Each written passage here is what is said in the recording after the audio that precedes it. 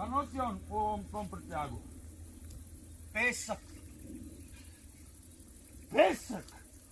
Ovakav gospodin da nosi pesak u svom prtljagu. Pa to je skandal! Treba ga pitati zašto ne dozvole ovako divnom gospodinu da spusti svoj prtljag. Ajde, pitaj ga. U što ću da ga pitam? Kako ću da ga... Pitaj.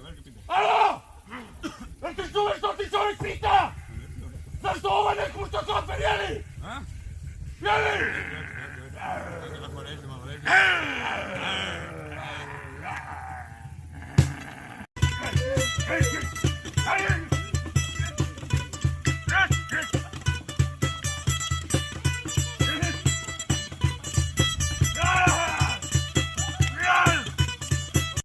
Neću moći da hodam. Ja ću da te nosim! Ja ću da te nosim! Ne možeš... Ali on je... novija. Istina je da se stanovništvo uveća. Poput perja. Poput lišća. Poput pepela. Poput pepela. Hajdemo mi odavde. Pa ne može. Zašto? Zašto? Rekao mi. Koga? Da dođu. Pa koga da dođu? Rekli su. Da. Rekli su doći će i pitat će nas.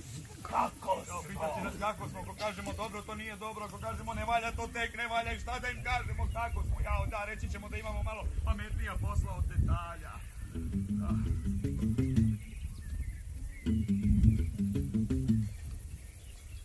Čije su ove cipele? U ovo doba dana, na ovoj geografskoj širini, kada je vreme lepo.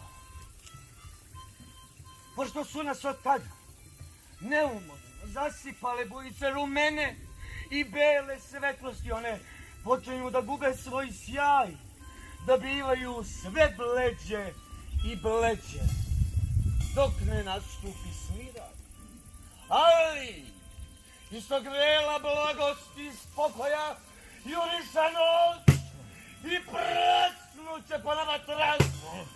Baš kad se najmanje budemo nadali. Tako vam je to na ovoj Urvinskoj zemlji. Gospodo, kakav sam bio? Mislim, dobar, pristojan. Loš? Da. Loš? Ne, veoma dobar. Da je Poco prošao sa svojim nosačem i da smo razgovarali s njim. Verovatno. A šta je tu? Istina.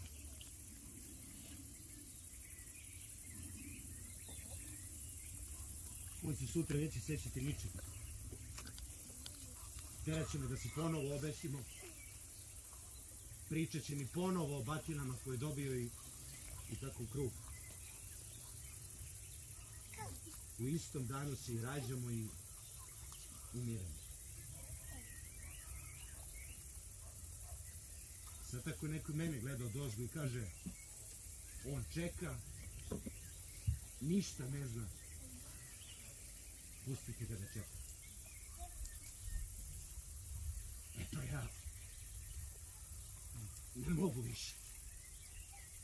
Ostavi tvoj kavez i cove drag. Poleti do moje preljubljene i reci joj da stisne te uzme drag. U kakvim si govnima našla mene i reci joj